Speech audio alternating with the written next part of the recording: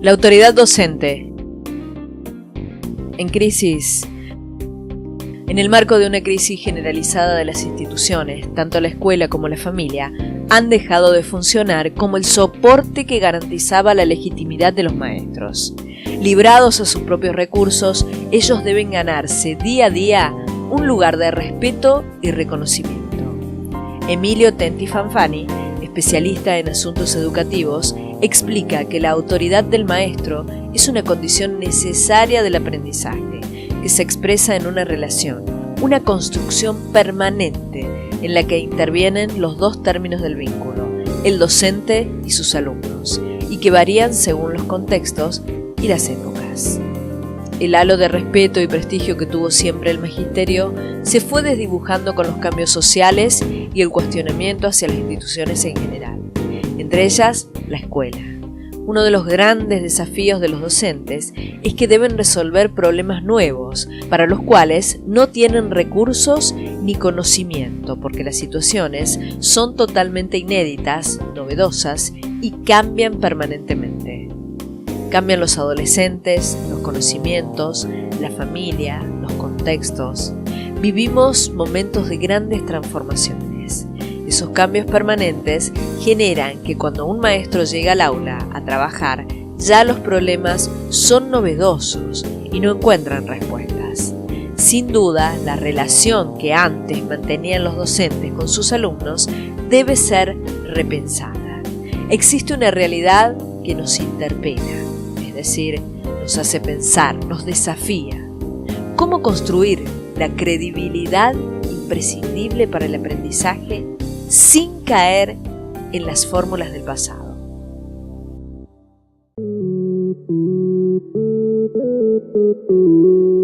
Esta noche tenemos el lujo de dialogar y reflexionar con la licenciada Shirley Ballini. Ella es inspectora de zona de nivel secundario de escuelas públicas. Licenciada, buenas noches, bienvenida. Sí, muchísimas gracias, realmente el placer es mío. Licenciada, ¿usted considera que los docentes han perdido autoridad?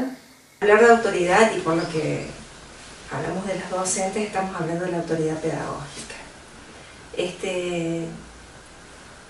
No creo que es correcto pensar que se ha perdido autoridad.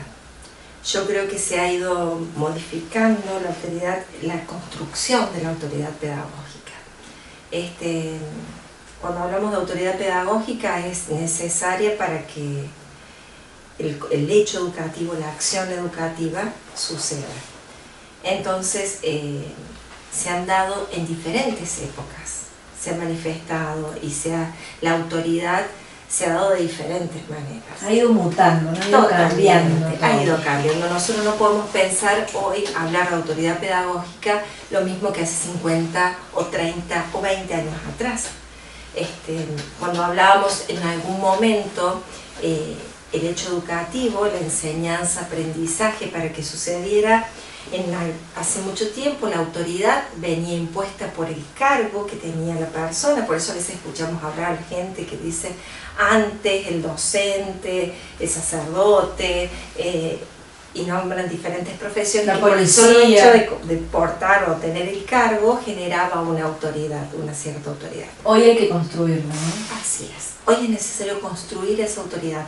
En algún momento legitimaba también el haber accedido por algún mérito, por algún concurso. Entonces también eso otorgaba alguna cierta autoridad, porque daba cuentas de que poseía las capacidades necesarias para poder ejercer. Hoy requiere mucho más que eso. Hoy requiere que se construya, esto que dijiste, juntos, ambas partes. En este caso estamos hablando de la autoridad docente-alumno, porque es la autoridad pedagógica. De la misma manera está la autoridad padre-hijo. Es una autoridad que se va construyendo porque tiene mucho que ver con la época y con el contexto. Hoy construir la autoridad tiene mucho que ver en qué contexto la estoy construyendo, en qué momento, y con ese alumno es una construcción de ambas partes. El respeto, el diálogo, la propuesta Por eso acá hay que tener mucho cuidado con las asimetrías. El docente es el docente y el alumno es alumno. En este juego, en esta tarea, en este proceso, ambos tienen roles diferentes. El docente, el proceso de enseñanza, y el alumno, el proceso del aprendizaje. Entonces, en este momento, para que se dé, la autoridad pedagógica debe ser la que sustente, la que sostiene ese proceso. Entonces, que ambos logren todo esto que yo nombré, todo esto que acompaña este contexto, el diálogo, el respeto, cada uno desde su rol.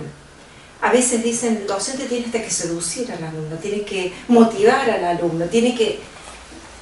Como que siempre estar probándole algo, ¿no? Tiene que estar dándole, dice, algo que lo interese, porque si yo tengo que provocar el conocimiento en el alumno, tengo que provocar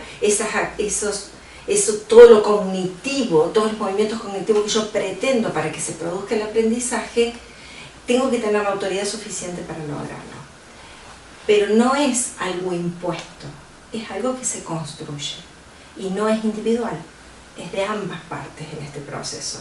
Entonces por eso es como que decimos ha ido mutando, porque hoy requiere otro ejercicio docente y otro ejercicio, y ya el alumno y el docente en el momento, en el aula, pero hay un contexto que es la institución. Entonces si no, es algo de muchísima soledad para ambos. Hay una institución educativa en la que también circula una autoridad pedagógica y circula el poder. Entonces esa autoridad institucional, que quienes gestionan la institución también le van dando forma en esa escuela, también es muy importante. Hay varios pasos que van O sea, no sucediendo. dejar solo al docente Así es. en esta tarea. En esta tarea. Porque el docente forma parte de una institución. En esa institución hoy, desde el 2010, tenemos los acuerdos escolares de convivencia. Entonces, ¿qué son los acuerdos escolares de convivencia? Y también es muy importante la responsabilidad de los padres, ¿no? Tal cual. Es un actor institucional. Los actores institucionales en la escuela tenemos el docente, el alumno, los directivos, los padres, todos los que circulan con cargos docentes en la escuela, la comunicación con la comunidad. Pero además, esos acuerdos escolares que yo te decía, en algún momento el reglamento era lo que movía, lo que le daba marco, la normativa a todo el hecho. Hoy el reglamento no es suficiente.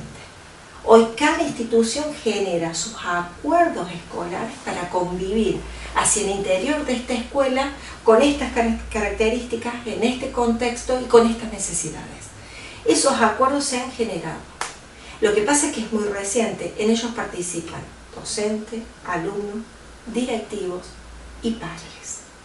Entonces debemos acordar frente a diferentes situaciones cómo nos vamos a manejar, cuál es el marco de acuerdo en el que vamos a tener. Lo más importante son los espacios de participación. Licenciada, estás hablando de hoy.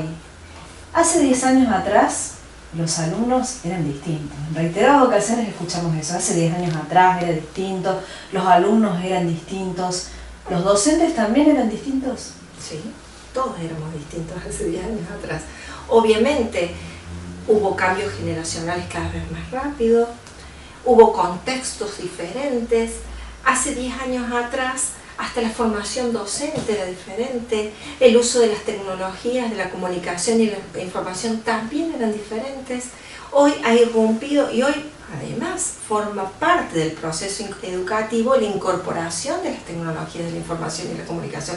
Entonces no podemos pensar... Que todavía cuesta mucho, les cuesta mucho a los muchísimo. docentes. Cuesta mucho porque justamente cuando yo hablé de cambios generacionales, el docente que está en el aula hoy con el alumno, hay una diferencia en el manejo de estas tecnologías que además nos ayudan a comunicarnos diferente, a pensar diferente, a una velocidad de tiempos diferentes. Que los chicos ya traen la tecnología incorporada, son rápidos y los docentes tienen que aprenderlo, ¿no? Y además usar esa herramienta y esa nueva forma de comunicación para poder llevar adelante el proceso. Por eso cuando hablamos de construir autoridad, es esto, en el que ambos están poniendo en juego para que el alumno logre adquirir los conocimientos, logre autonomía, o sea, el proceso educativo que pretende, que el alumno logre autonomía, que empiece a incorporar herramientas en el que pueda desarrollar capacidades para poder actuar como ciudadano, como futuro estudiante, como futuro profesional. Entonces, tenemos que tener muchísimo cuidado de no caer en el individualismo, que si no allí podemos cometer muchísimos errores, y lograr esta construcción colectiva, que no es fácil, pero obviamente no es lo mismo el alumno 10 años atrás que el alumno hoy. El docente 10 años atrás que el docente hoy. Se está pensando que la formación docente debe incluir algunas acciones que superen y que ayuden a avanzar en esta construcción de autoridad pedagógica. Entonces el docente Nobel vendrá con otras herramientas del que ya está en la escuela, pero es el trabajo colectivo el que nos ayuda a ir avanzando e incorporar todos los procesos que hacen falta para la construcción de esta autoridad pedagógica. Ese sería el principal desafío de los maestros de hoy, ¿no? Sí, es un desafío permanente. Por eso incluso lo contextual es muy importante. Hay docentes que dicen, en este curso me puedo más, en este menos, en esta escuela, en este contexto, en esta localidad, entonces es diferente. ¿Y a qué se debe eso? ¿Por qué tanta diferencia de una escuela a la otra? Justamente porque cada institución desarrolla, genera espacios de participación, de discusión, de acuerdos institucionales diferentes. Incluso hasta la participación de los padres. Vos dijiste un actor fundamental, los papás. Los padres en algunas instituciones tienen una participación, o porque la institución le abre más las puertas o menos, o porque los papás se acercan más o menos, diferente.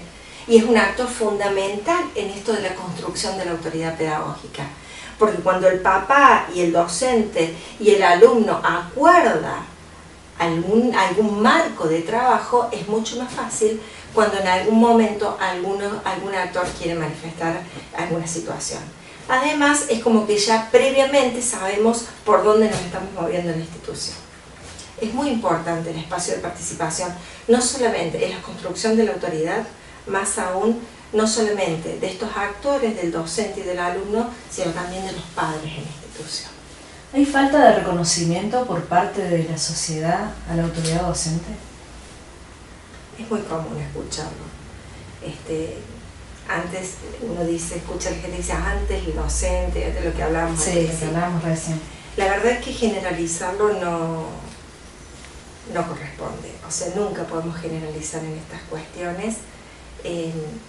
Yo creo que en algunas instituciones, con algunos docentes, sigue estando intacta la autoridad para con los alumnos, para con los padres, más allá que en el marco actual, en la situación actual.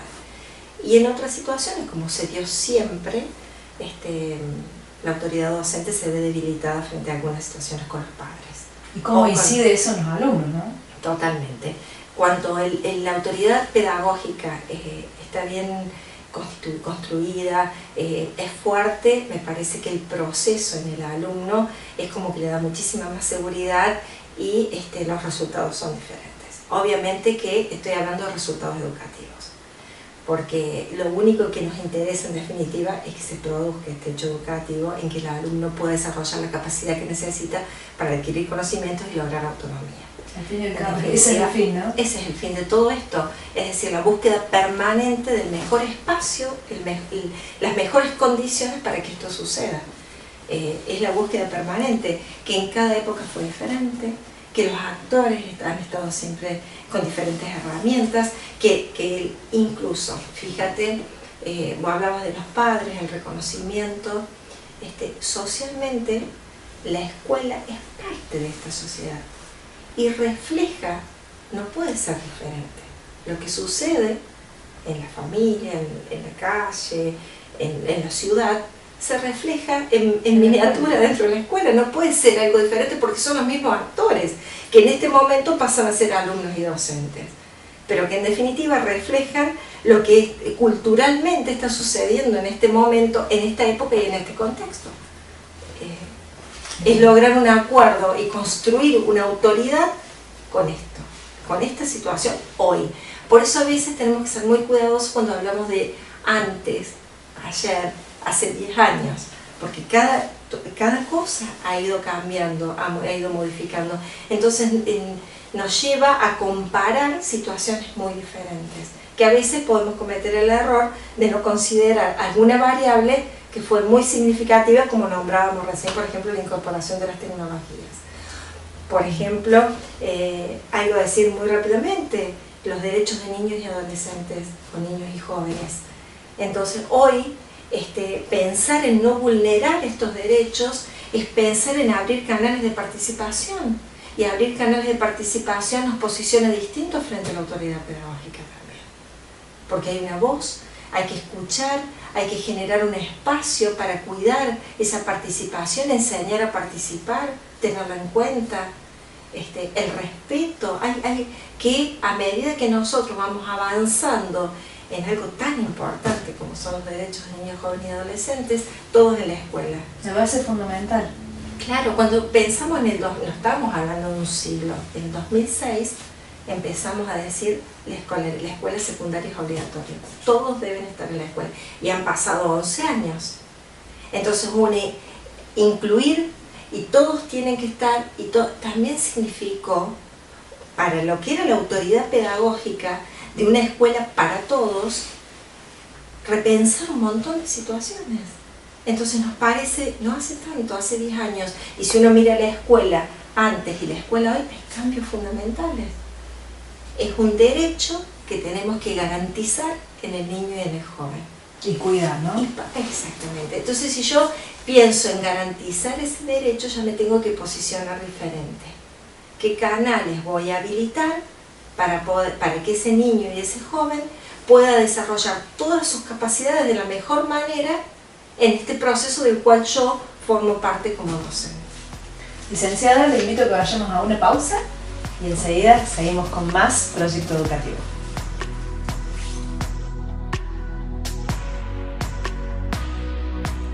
Vamos a una breve pausa y ya regresa Proyecto Educativo, un espacio de Instituto Carlos Savera Lamas.